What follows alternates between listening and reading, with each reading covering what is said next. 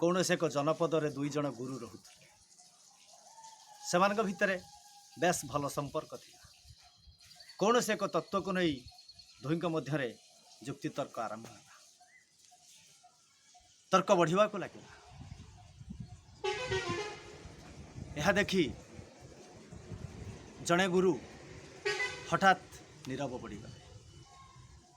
अन्य जड़े गुरु तांको कहले मु कहूथुबा कथाटा को ठीक बोली तुमको मानिबा को।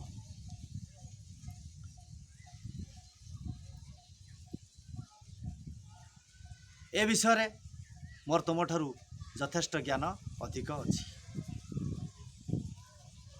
यहाँ पर किछि दिन बीतीगला। दुई गुरु मध्य संपर्क पुणी स्वाभाविक होगाक लगिला। दिने कथा प्रसंग रे प्रथम गुरु द्वितीय गुरु को पचारे मु जानी थी से दिन व्याख्या करने को तुम पाखरे यथेष्ट शक्ति थी, किंतु तमे नीरव पड़गल कहीं। यह शुणी द्वितीय गुरु कहले कथा ज्ञान गारिमा ठारे नाही। असल कथा हला आमे जो जुक्ति करूथुले से आमे असल तत्व को भूली जाइथिले।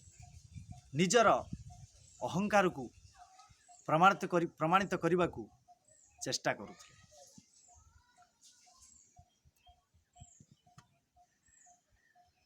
जदि तर्क बढ़ी था आम संपर्क निश्चित भावे बिगिड़ी जाता। तेणु मु सेदिन नीरव रही जाइथि।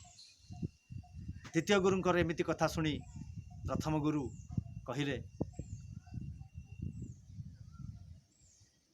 तर्क बेले नीरव रहिबा बुद्धिमान परिचय। तेणु तमे होछ प्रकृत ज्ञानी।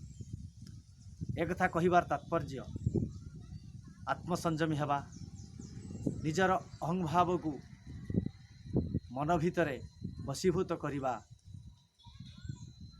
हेउछि प्रकृत